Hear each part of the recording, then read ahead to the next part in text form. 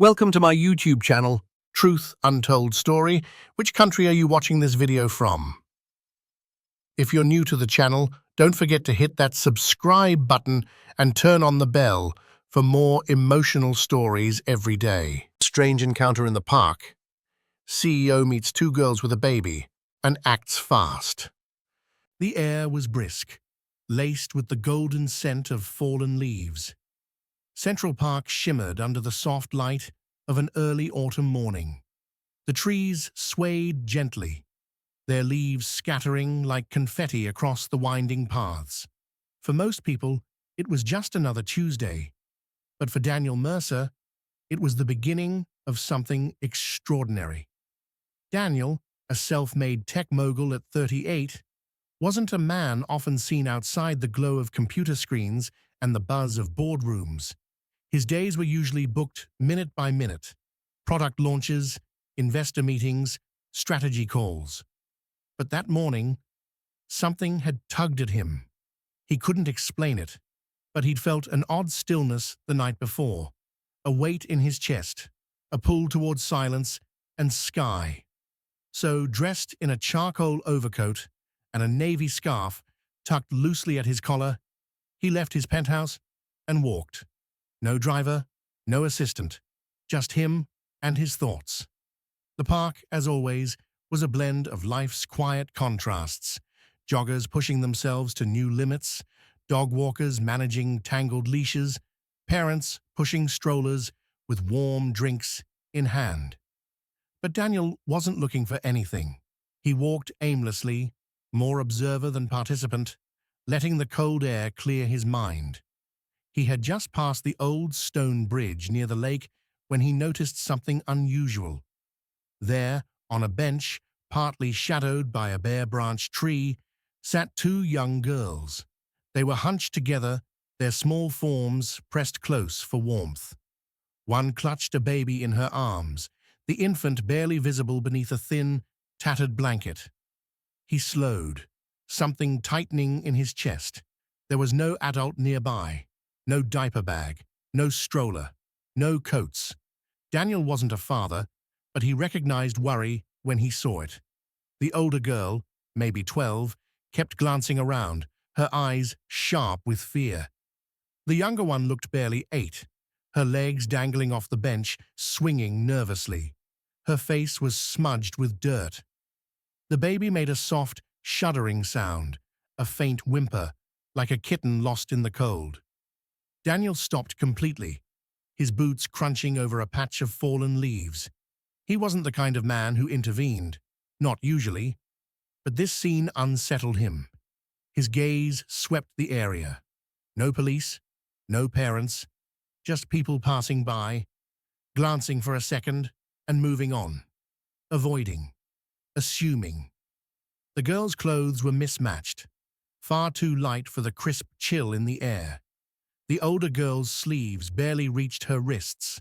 The younger one's shoes were too big, the laces dragging in the dirt. The baby's blanket was threadbare, the corners fraying. Daniel took a slow breath. His instincts, honed from years of high-stakes negotiations and unpredictable business deals, were screaming now. Something was wrong. The older girl met his eyes for a split second. Her expression wasn't defiant or curious, it was guarded, defensive, like someone used to danger, someone expecting the worst. He took a step forward, then stopped. He didn't want to scare them. They already looked terrified, clinging to one another like leaves against the wind. From a safe distance, he watched. The older girl whispered something to the younger one. The baby stirred and let out a soft cry. The sound, though barely audible, pierced the calm morning. Daniel's fingers tightened around the strap of his leather bag. He could turn away, keep walking, pretend he hadn't seen. But the truth was, he couldn't. The CEO in him, the decision-maker, the problem-solver, was already awake, analyzing, planning. But it wasn't business smarts that held him there. It was something deeper, a quiet ache, a need to understand why these girls were alone. and how he could help. The wind picked up slightly, rustling the leaves around the bench. A few joggers ran past, none of them looking twice. One even glanced at Daniel, as if wondering why he had stopped. But Daniel didn't move. Not yet. He watched as the older girl pulled the baby closer, trying to shield her from the wind with her own small body. Her hands trembled slightly, whether from cold or fear. He couldn't tell. He looked at the time, but it didn't matter. The morning had shifted. The day's schedule, its deals, calls, and deadlines faded into the background. Because Daniel Mercer, the man who had built an empire from a single algorithm, had just stumbled upon something much more complex and far more human. And though he didn't know it yet, that quiet bench near the lake was about to change his life. Daniel took a cautious step forward, keeping his voice low and his body language unthreatening. The last thing he wanted was to scare the girls further. They were already curled inward, like animals expecting to be struck. He stopped a few feet away, offering a gentle smile that didn't quite reach his own eyes. "Hi," he said, his tone barely louder than a whisper. "I'm Daniel. Is everything okay?" The older girl looked up sharply. Her wide eyes flickered with uncertainty and calculation. She hesitated, then gave a stiff nod. "We're just waiting for our mom," she said quickly, her voice catching on the word mom. Daniel could hear the tremble she tried to hide. Her eyes darted away as soon as she spoke, and he recognized the fear behind the lie. It wasn't defiance, it was desperation. Next to her, the younger girl shifted uncomfortably. She held the baby protectively, her arms wrapped tight around the tiny bundle. Her shoulders shook. A soft hiccup escaped her. Daniel crouched down slowly to be at their eye level, his knees protesting against the cold pavement. His coat flared out behind him, and the chill bit at his legs, but he didn't care. All that mattered now was connection. He looked at the baby, noticing how poorly she was bundled for the morning air. Her cheeks were red with cold, and her lips trembled every time she whimpered. A thread hung loose from the corner of the blanket. Daniel's chest tightened. "How old is your brother?" he asked softly, his voice filled with calm curiosity. The younger girl looked up, her lip quivering.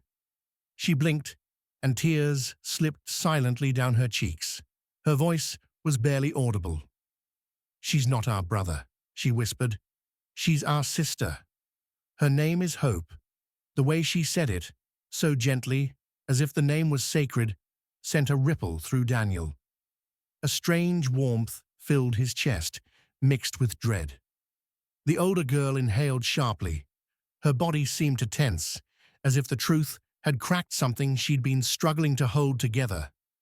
Her lips parted, and a soft, hoarse sound escaped before she spoke. "She's only a few weeks old," she said, voice breaking. "Our mum, she left 3 days ago. She said she'd be right back." She looked away again, ashamed. We waited all night. Then we waited the next night.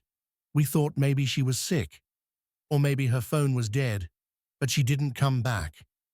Mia sniffled, burying her face in the baby's blanket. Daniel could hear her murmuring the name again under her breath. "Hope, Hope," like a lullaby. Lily's shoulders slumped, her face tight with the effort of not crying. "We didn't know where else to go," she continued. We walked. We thought maybe someone would help us if we stayed near people." Daniel listened without interrupting. His breath was visible in the air, curling in the cold between them. The city moved around them, cars honking faintly in the distance, a dog barking far off, a cyclist rushing by. But in that moment, everything else was background noise. His mind spun, not with questions, but with concern. Where had they slept? What had they eaten? How long had they been out here trying to keep a newborn alive with nothing but instinct and willpower? Lily looked up again, her face streaked with silent tears. "We thought she would come back," she said, almost defensively. She always used to, even when things were bad. There was a maturity in her eyes that Daniel couldn't ignore, an unnatural sharpness for someone her age. She had been forced into adulthood far too early. "How old are you?" he asked gently. 12, she replied. "Mia's 8. Daniel's heart broke all over again. "And Hope?" "She's maybe 3 weeks," Lily answered. "We don't really know. Mama didn't say exactly." Daniel nodded, not pressing for more. Instead, he looked at Mia, who hadn't looked up since speaking. She clutched the baby as if the world might try to take her away at any moment. "Is she warm enough?" he asked. Mia shook her head faintly. "We tried. We took turns holding her close. But the blanket isn't enough." Daniel looked down, feeling the gravity of the moment settle deep in his bones. These girls weren't just lost. They were surviving. Quietly, painfully, with no one to notice. Lily wiped her face with her sleeve. "We don't want to go to the police," she said suddenly. "They might split us up." Daniel looked her in the eye, his voice steady. "I'm not the police. I'm just someone who wants to help." She looked unsure, but something in his voice must have reached her.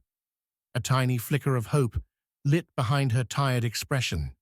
He could see the weight she carried, the way she'd been holding her sister and baby like a fragile world in her arms. And in that moment, Daniel Mercer knew. This wasn't just an encounter. It was a call to something deeper, a moment of truth, and a glimpse of fear he couldn't turn away from. Daniel remained crouched, feeling the weight of their fragile trust settling in his chest like stone. The morning air was growing colder, and the baby's tiny face had turned a deeper pink. She let out a weak, rattling cry, then whimpered into silence again. That sound, that helpless, brittle sound, snapped something in him. There was no more time to just stand by. These girls didn't need sympathy. They needed action. Fast. He pulled out his phone without rising to his feet. A few swipes, one call, then another. His voice was calm, but urgent. He didn't explain everything. He didn't have to. His team was trained for discretion. "Central Park, East Lake Bench. I need food, warm blankets, bottled formula, immediately, and get me Rachel." Rachel Alvarez was not just any contact. She was a former child services worker, turned private advocate, one Daniel had consulted on charity projects. He trusted her with lives. He knew she wouldn't call in police or force action without care. While he waited, he stayed close to the girls. He didn't want them to think he was abandoning them too. He took off his own coat and gently draped it around Mia and the baby, careful not to startle them. "Just until we can get something warmer, okay?" he said softly. Mia gave a tiny nod, still not lifting her eyes. Lily shifted slightly, watching every move, but she didn't stop him. That was enough for now. Within minutes, his assistant, Clara, appeared at the path's curve, walking briskly with purpose. Her arms were full, blankets, warm sandwiches, a thermos. She said nothing, only nodded at Daniel and handed him what he needed. Her eyes flicked to the girls briefly, but with no judgment. Then she stepped back and vanished into the trees, her presence gone as quickly as it had arrived. Daniel unwrapped the food and offered it to the girls. At first, they didn't move. Hunger had become routine, but the smell of grilled cheese and warm broth slowly overcame fear. Mia reached first, then Lily. They ate like they hadn't eaten in days, because they hadn't. As they chewed, Daniel stayed quiet, letting the food speak its comfort. He poured broth into a paper cup and helped Mia hold it while she fed Hope tiny spoonfuls. The baby sucked eagerly, her lips smacking with surprising strength for someone so small. When Rachel arrived, her coat dusted with leaves, she approached slowly. Her smile was warm but serious, her voice gentle as water. "Hey there," she said to the girls, crouching next to Daniel. "I'm a friend of his. You don't need to be scared of me." Lily's body stiffened. Daniel immediately spoke up. "She's here to help, but she doesn't work for the government. She helps families, stays on their side." That distinction mattered. He saw it in the way Lily's shoulders dropped, just a little.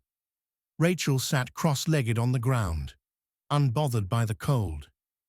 "Can I ask your names?" she said softly. Lily introduced herself. Mia followed, quieter. "And this little one?" Rachel asked. Mia smiled faintly. "Hope." Rachel nodded. "That's a beautiful name." As the food disappeared and the blankets warmed them, the girls slowly began to talk. Not all at once, but in pieces. Fragments of their story spilled out between bites and sips. They had stayed at shelters before, but their mother had always pulled them away quickly, afraid of being questioned. When she left 3 days ago, it was with a whispered promise. "I'll be right back." But she hadn't come back, not even a call. Her phone had gone dead, or blocked. Lily wasn't sure. They had waited on the front step for a day.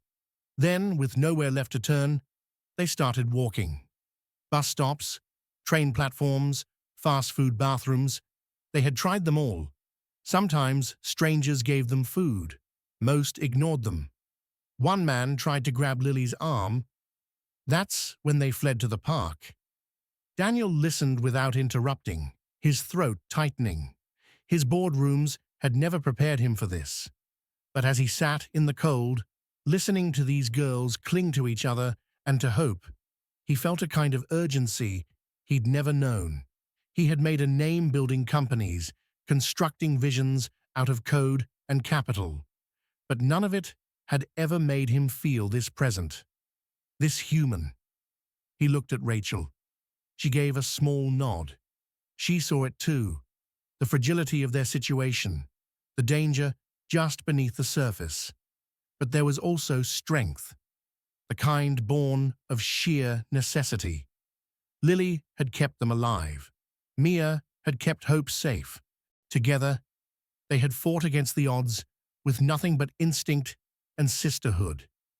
Daniel didn't know yet what would come next, but as he watched Hope finally drift into sleep against Mia's shoulder, he knew one thing for certain. He wouldn't walk away. Not now. Not ever.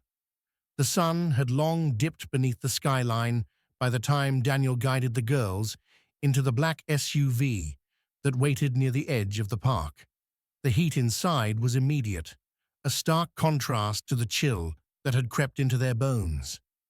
Mia clutched baby Hope tightly, her eyes darting between the windows and Daniel. Lily sat rigid, unsure whether to trust this new direction, yet too exhausted to resist. The drive was quiet, filled only with the hum of tires on pavement. When they finally pulled up in front of a quiet brownstone nestled between tall hedges, Lily looked at Daniel with suspicion. "Where are we?" she asked. Daniel gave a soft smile. "Somewhere warm, somewhere safe." Inside, the house unfolded like something out of a dream. Not a mansion, not a hospital, just a home designed for healing. A discreet sanctuary Daniel had quietly supported for years, hidden from the world, but open to those who needed refuge most. The foyer smelled of lavender and fresh bread. Soft lights illuminated cozy furniture, and the distant sound of lullabies drifted from the nursery hall. A kind-faced woman named Ellen welcomed them without hesitation. She knelt to Lily and Mia's eye level and spoke to them gently, like she had all the time in the world. No questions, no pressure, just presence. Warm beds awaited them upstairs, not cots or bunks, but real beds, with quilts and soft pillows and stuffed animals already tucked in, as if expecting them.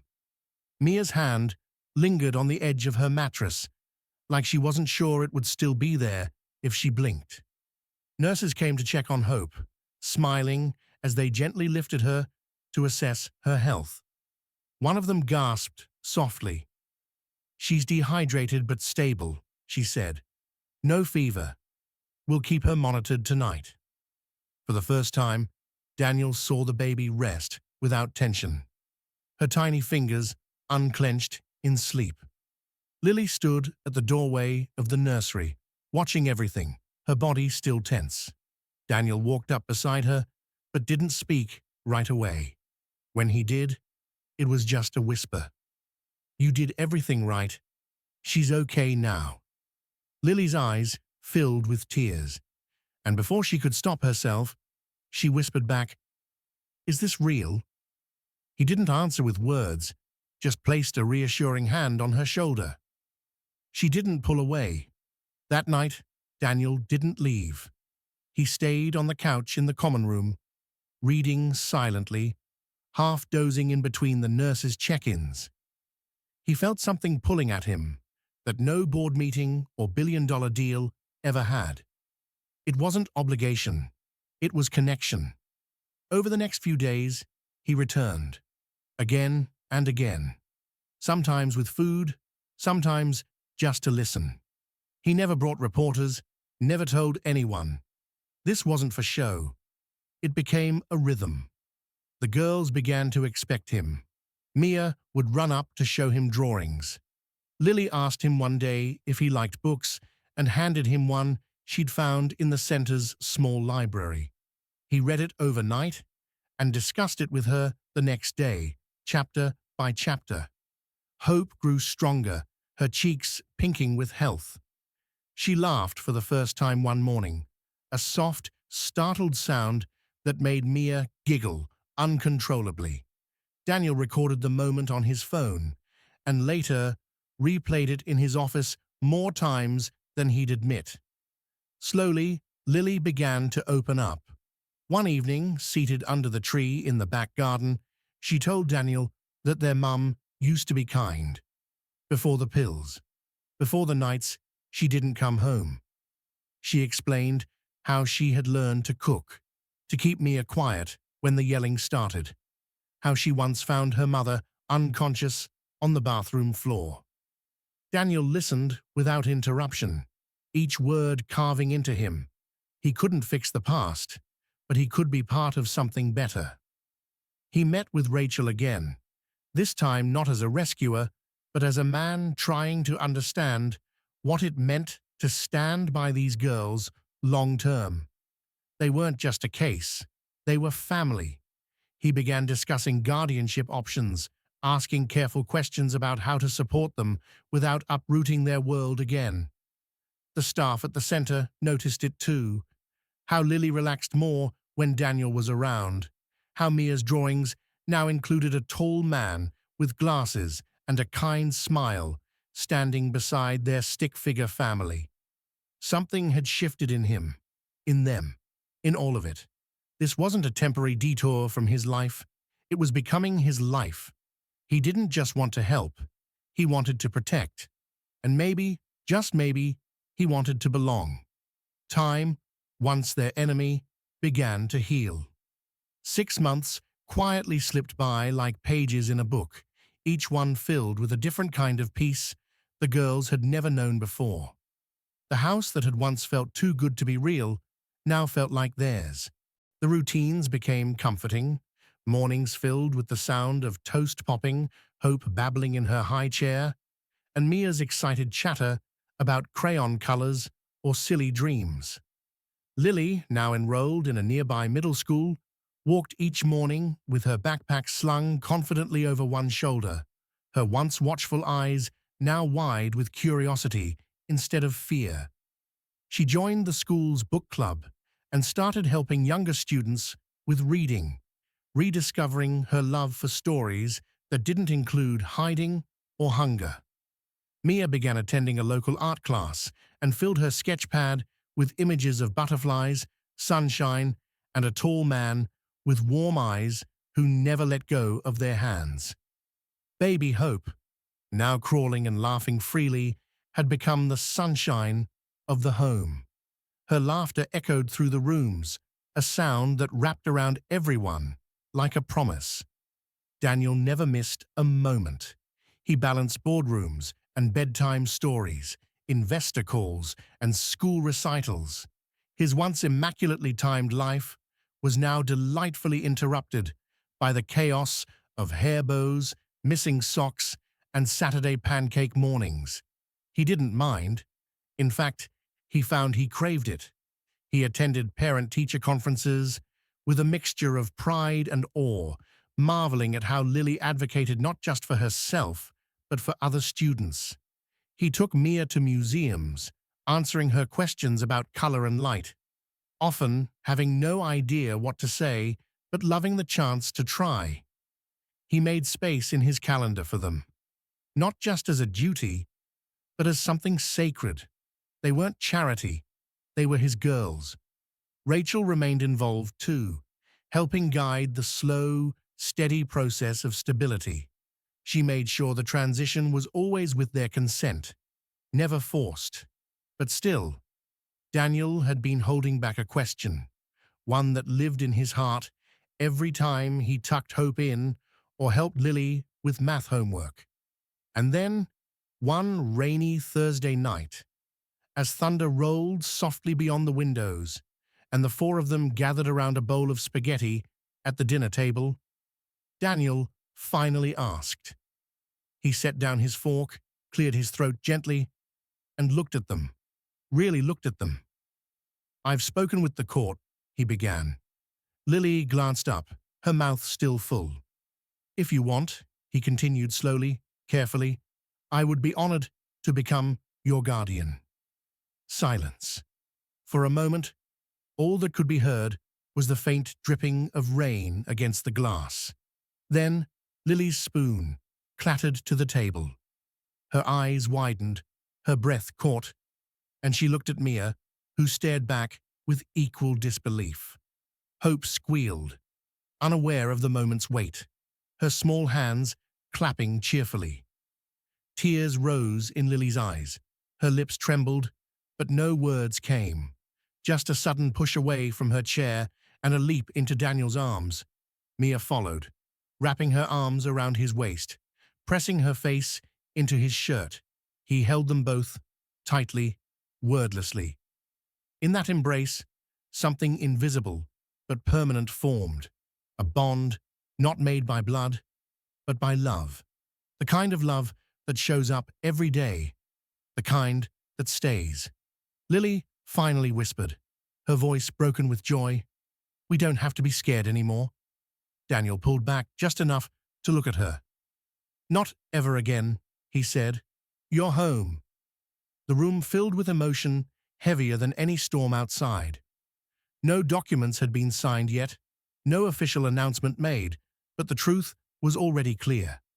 A family had been formed not by coincidence, but by choice, and nothing felt more right. Time continued its quiet march, and with it came growth, change, and the kind of beauty that only rises from hardship transformed. Years had passed since that cold morning in Central Park, yet for Daniel Mercer and the three girls who now called him family, the memory of that moment never dulled. It only deepened in meaning. The world saw Daniel as a titan of industry, a tech visionary whose innovations shaped economies and transformed lives. But those closest to him knew that his greatest creation wasn't built with algorithms or capital. It was a home, a life rebuilt from the ashes of abandonment, made strong with compassion and choice. The children he'd met on a park bench had long since grown into their own. Lily, once a guarded and overwhelmed preteen, now spoke at conferences about youth advocacy standing tall with poise earned from battles she once fought in silence. Her voice carried weight, not just because of who her guardian was, but because of who she had become: resilient, empathetic, and brave. Mia's artistic talent blossomed beyond crayon drawings. She earned a scholarship to a fine arts academy where she poured her past into vivid paintings that stirred emotion in every viewer. She always signed her work with a small butterfly in the corner, a symbol of change and of freedom. And Hope, the baby once cradled in trembling arms, was now a bright-eyed child with boundless energy and a laugh that could melt the heaviest hearts. She knew her name wasn't just something pretty, it was a story, a reminder. Every year, without fail, they marked the day their paths crossed with something sacred. They returned to that bench near the lake, now a little worn, its wood faded, but strong. It wasn't just a place, it was a monument, not to sorrow, but to transformation. They never treated it as a place of mourning. It wasn't about what they lost, it was about what they found. Daniel would often arrive first, coffee in hand, quietly watching the water ripple in morning light. Then came Lily, now taller than him, with a knowing smile and arms full of bagels. Mia usually brought a sketch pad, capturing the scene again and again from different angles, each year with fresh strokes. Hope ran ahead of them all, sometimes stopping to collect leaves, always full of questions about the ducks or the people jogging past. On one such anniversary, as they sat together on the bench, Hope climbed onto Daniel's lap and asked, "Why do we come here every year?" He looked at her, brushing a strand of hair behind her ear. "Because this is where it all began," he said. "This is where we found each other." Hope beamed. "And now we're always together." "Always," he replied, his voice thick with emotion. The media would sometimes try to retell their story, spinning it into articles and headlines. Billionaire's hidden act of kindness. From homeless to hopeful, the CEO dad who changed everything. But the truth lived quietly in the spaces between those words. In the late-night board games, the Sunday night movie marathons, the school drop-offs, the bedtime stories, even after the girls no longer needed them. That truth wasn't flashy, it was steady. It was in Daniel's presence at every school recital, in the way he never missed a birthday, and in how he celebrated the smallest of victories like they were national holidays. Over time, the public image of Daniel Mercer softened. The business magazines still called him a genius. But around the dinner tables of families who had been touched by his philanthropy, he was something more. A man who had seen brokenness and chosen to stay. In interviews, when asked about legacy, Daniel never spoke of mergers or patents. He'd smile and simply say, "Legacy is what you leave in people, not behind you." And he meant it. The bench, now unofficially dubbed the Hope Seat by a quiet plaque affixed by a city worker who knew the story, became a symbol for others too, a place of possibility. Strangers often sat there not knowing the full tale, but feeling something different about it, like the wood remembered. Daniel aged, of course, as all men do, but he did so surrounded by laughter, by memories, by family. His greatest wealth was never counted in dollars, but in moments. And as the seasons turned again and again, as the leaves fell and bloomed and fell once more, one thing remained unchanged: their return to that place, year after year. Not to remember pain, but to honor the miracle that followed it. The strange, beautiful encounter that changed 4 lives forever. A morning that became the seed for something eternal. Not the end of something, but the beginning. Of love, of healing, and always of hope.